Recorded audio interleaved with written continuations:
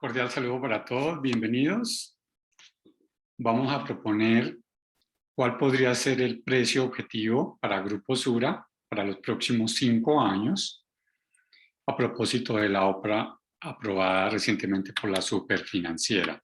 Es un estudio académico, no constituye recomendación de compra o venta de la acción.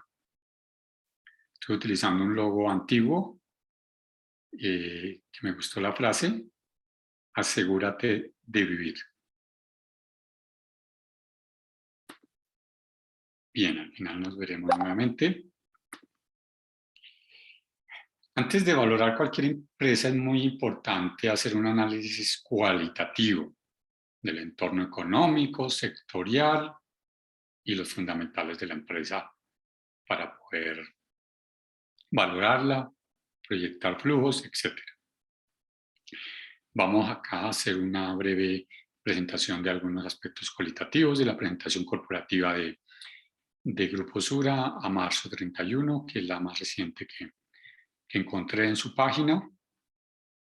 Bien, tenemos inicialmente, muy importante, el portafolio de Grupo Sura. Inicialmente tenemos a la derecha una pequeña inversión en inversiones de capital de riesgo del 1% solamente. Podría haber algún potencial en este segmento. Seguros, Sura Seguros, corresponde al 21% de su portafolio y tiene una participación del 81% en Sura Seguros. El 29% de su portafolio corresponde a Sura Pensiones, con el 84%. Estas son las inversiones donde tiene más del 50% y consolida como grupo, la holding. En el lado izquierdo tenemos las participaciones menores al 50% y están las 3 empresas del grupo empresarial, que es Bancolombia, que corresponde al 26% de su portafolio y tiene el 46.2% de participación. A septiembre, junio, que tiene la super de ser menor, porque esta presentación es a marzo, la diferencia. El 10% de su portafolio corresponde a inversión Grupo Argos, con el 35.5%, y el 13% del portafolio de Grupo Sura corresponde a la inversión en Grupo Nutresa, donde tiene el 35.4%. Grupo Nutresa fue donde se planteó la primera OPA, que fue lo que se conoció que era el interés inicial del Grupo Gilinski, solamente Nutresa. Con el tiempo se ha venido conociendo cuál es la estrategia y todo apunta a que la empresa objetivo y estratégica es Bancolombia. Para Grupo Sura como un todo ha considerado que Grupo Nutresa es estratégico dentro de su portafolio, dado que complementa con seguros en los temas de bienestar. Además, esta es un grupo donde el 76% son servicios financieros, pero tiene diversificación también en otros sectores como grupo, como holding. Otro grupo muy conocido, el de Warren Buffett, tiene también algo similar, una parte importante en seguros, pero también tiene energía, hasta ferrocarriles, Berkshire Hathaway. Entonces son grupos, son holdings diversificados. Tiene negocios en 11 países, atiende 56 millones de clientes y tiene alrededor de 61,000 empleados. Muy bien, alguna información cuantitativa más reciente del acumulado de los 9 meses, septiembre del 21 versus acumulados 2020. La utilidad neta pasó de alrededor de 300,000 millones a 1 billón de pesos, un crecimiento muy bueno del 246%, la utilidad neta, pero claro, tenemos los 9 meses de impacto significativo por la pandemia. Tenemos a la derecha la utilidad neta desde el año 2019 por trimestre, precisamente para evitar esa comparación con 2019 únicamente. Y observamos que trimestralmente la utilidad neta se vio afectada significativamente durante el 2020, pero los resultados de este año 2021 ya son relativamente similares a los del 2019 e incluso en evolución de primas y comisiones es superior al 2019. Rápidamente, ¿cómo obtiene esa utilidad neta Grupo Sura? Los ingresos operacionales pasan de 15.5 a 18.2 billones, un crecimiento de 17.4. En todos los renglones tiene excelente crecimiento, ya vamos a ver cada uno rápidamente. El principal es primas, lo relacionado con seguros. Luego ingresos por comisiones, pensiones obligatorias, voluntarias, ingresos por otras inversiones. Y los ingresos por método de participación tienen un aumento importante del 191 y corresponde a la participación en Bancolombia, Grupo Argos y Grupo Nutresa. Ahí hay un aumento bien importante, pues dada la recuperación de estas tres empresas, aunque todavía no han recuperado a su potencial, entonces esto se esperaría que tenga unos crecimientos importantes. Da un total de 18 billones en 9 meses, un crecimiento del 17.4, versus un incremento en gastos del 15, donde la empresa resalta que los operacionales crecen únicamente el 3.2, y pues el crecimiento importante en siniestros es ocasionado más que todo por la pandemia. La utilidad neta da un crecimiento importante del 37.3%. Muy bien, tenemos los 18 billones por segmento de negocio, ahora los 18 billones por segmento geográfico, 18.2 billones. Claramente Colombia con alrededor del 60%, la mayoritario, 12 billones. Le sigue Chile, un poco más del 10%, y México con un poco menos del 10%, entre los tres países concentran alrededor del 80%. Y el resto de países es participación menor, como Perú. Entonces hay algún grado de diversificación que mitiga los riesgos en algunos países. Muy bien. Vamos ahora sí entonces a proyectar el precio. Inicialmente vamos a hacer un estudio entre el 2005 y el 2021, 16 años, excelente, una amplia serie histórica. Inicialmente vamos con el valor patrimonial. ¿Cómo calculamos el valor patrimonial de la acción? Patrimonio total, Grupo Sura, dividido entre el número de acciones. Entonces, varios aspectos a resaltar en esta gráfica, en esta serie histórica. Entre el 2005 y el 2021, el valor patrimonial pasa a 23.000 pesos. Le he quitado 3 ceros para que la gráfica no sea tan pesada. 23.000 pesos pasa a septiembre de 2021 a 47.000 pesos.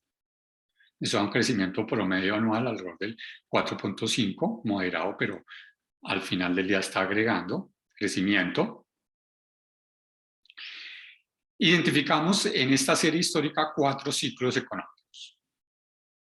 Primero, entre el 2005 y el 2008, descenso de 23.000 a 19.000. Luego, un aumento significativo entre el 2008 y el 2012, prácticamente se duplica, de 19 a 39.000 pesos.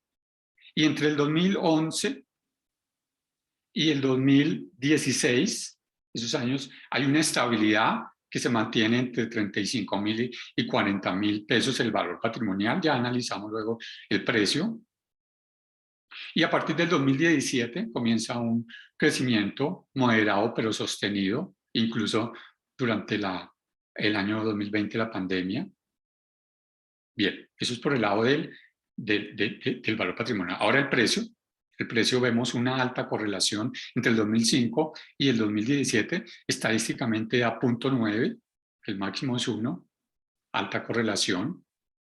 Pero a partir del 2018 observamos que mientras que el valor patrimonial comienza a aumentar sostenidamente, el precio muestra una caída significativa, inicialmente en 2008, y luego se acentúa durante la pandemia. Estos son datos a fin de año de la Bolsa de Valores. Llegó hasta menos de una pandemia, menos de 20.000, y lo mismo este año, del precio de cierre, cuando se congeló el precio, 25.000 pesos. 25.000. Entonces, el precio en esta zona muestra una alta subvaloración. Si hubiera seguido la correlación de estos 12 años, 2005 al 2017, pues el precio debería estar aquí alrededor de los 40, entre 42, 45 mil. Ya lo vamos a ver, que esa es la proyección que vamos a hacer. Razones de esta caída. Inicialmente, el argumento primordial que se puede considerar es la venta de extranjeros. Hubo un fondo importante que vendió. Voy a mostrarle una una gráfica que la fuente es de Grupo Sura, pero yo a su vez lo tomé fue del libro 2022 de La vivienda corredores, donde muestra en miles de acciones los inversionistas extranjeros ordinaria pasaron alrededor de 400.000 acciones a únicamente cerca de 100.000. O sea, hoy se mantiene alrededor de un 25% únicamente de las acciones que tenían en 2017. Y claramente ese es un efecto, pues hay mayor oferta y además la demanda, pues, por ejemplo, uno de lo importante es eso, los fondos de pensiones que ya estaban al límite. También en estos años hubo una desaceleración económica, una reforma tributaria que afectó significativamente el consumo. Entonces, algo ya para finalizar esta gráfica es resaltar ese crecimiento del valor patrimonial, que al final del día el crecimiento de los ingresos de la utilidad neta se ve reflejado en el valor patrimonial, que es el valor fundamental, el valor intrínseco, el valor justo. Ahora vamos a ver cuál sería el múltiplo, que es dividir el valor patrimonial sobre el precio. En estos periodos entre el 2005 y 2017 nos da entre 0,9, 1, hay periodos que estuvo incluso un poco por encima de una vez, acá nos da cerca de 0,5, ¿sí? La mitad, ¿no? Su valoración altísima. Muy bien, vamos entonces ahora a determinar cuál podría ser ese precio objetivo. Entonces inicialmente tenemos el valor patrimonial a septiembre, y calculamos primero el promedio anual geométrico del 4.5 de 16 años. Entonces consideramos que ese puede ser un valor razonable para proyectar próximos años el valor patrimonial, y lo consideramos incluso conservador, dado que ese aumento podría ser mayor, dado que ya conocemos algunas estrategias que se están planteando el grupo empresarial para crear más valor para el accionista. El primer objetivo de una alta gerencia es que el valor patrimonial, el valor de los fundamentales aumente. Eso es lo fundamental. Y luego pues hay una estrategia como recompra de acciones, que lo podría haber comenzado desde cuando el precio estaba bajo, pero ya lo comenzó este año a recomprar acciones. Entonces, uno de los efectos de la recompra de las acciones es el aumento del valor patrimonial. ¿Sí? Ya se está listando en la bolsa también de Chile, etcétera. Todo eso va a ayudar seguramente. Estrategias de compras, adquisiciones, crecimiento orgánico pueden aumentar próximos años más incluso este crecimiento del patrimonio. Entonces, aumentando el valor patrimonial 4.5, vamos a obtener al 2026 58.581 pesos. Ahora, el múltiplo actual es 0.53, una alta subvaloración. El promedio de los 16 años, incluyendo estos últimos años donde hay una subvaloración, da 0.86, y ese es el múltiplo que vamos a considerar como objetivo para calcular el precio proyectado. Entonces tenemos el valor patrimonial proyectado, el precio valor en libros, price to book value, que también se llama Q de Tobin, de 0.86, que lo consideramos conservador porque hasta el 2018 estaba entre 0,9 y 1 una vez. De esta manera determinamos cuál sería el precio objetivo para el 2022 hasta el 2026. Pasaría de 25.000 pesos a 50.000 pesos. Cuando el valor, el precio de mercado, que se considera que es irracional, mientras que el valor es lo que reciben los inversionistas basado en sus fundamentales, valor intrínseco, valor justo, ¿sí? Este precio en el corto, mediano o largo plazo, lo que no se sabe, debe ajustarse a la realidad de la empresa. Entonces, en esta hipótesis, tenemos esos 5 posibilidades: que el precio se ajuste en el 2022 o en el 23, 24, 25 o en el conservador, que sean 5 años, que es lo que mínimo uno debería tener como horizonte de tiempo en una inversión en renta variable. Warren Buffett recomienda mínimo 10 años. ¿Sí? Bajo esos horizontes de tiempo, si se ajustara en el 2022, se tendría una rentabilidad del 68%, una rentabilidad anual, entre 25 y 42. Si se logra en el 2023, la rentabilidad sería 32% anual entre el 2025 y el 2024. O sea, 32 cada año. Y así sucesivamente, si se diera en el escenario que consideramos más conservador, que fuera en el 2026, aún así la rentabilidad sería anual compuesta del 15%, o sea, 15% cada año entre 2021 y 25.000 pesos, lograríamos los 50.000 pesos. Ahora, el precio de la OPA está alrededor de 32.000 pesos, depende del tipo de cambio. El precio de cierre cuando se congeló por la bolsa estaba en 25.150. En días anteriores, cuando se conoció la OPA de Nutresa, estaba en menor valor, pero cuando se conoció la de Grupo Sura, ya el precio había aumentado, pues obviamente también había expectativas, pero el precio realmente se congeló. Si lo calculamos bajo este criterio, que pueden tomarse otros criterios, la valorización del precio de la OPA sería 27%, poniendo la relación precio-valor en libros de 0.68. O sea, una alta valoración versus 0.901 o 0.86 veces, que sería el escenario más conservador del valor de la acción de 42.000 pesos. Aquí lo reflejamos en esta gráfica. Esta gráfica tenemos 2021. Estamos graficando el valor patrimonial proyectado en el 2026, 58.000 pesos. Y reflejamos también ese valor justo, valor intrínseco, entre el 2022 y el 2026, que en la gráfica vemos que es un escenario conservador, puesto que el precio incluso ha superado su valor en libros, y eso puede suceder también en el futuro.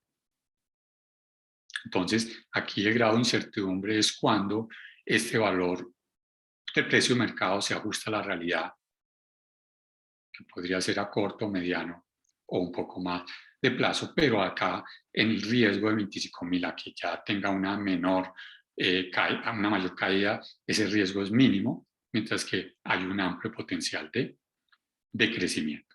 Entonces, cada uno debe evaluar su horizonte de tiempo, su perfil de riesgo, evaluar esta hipótesis, evaluar otras hipótesis y tomar la mejor decisión.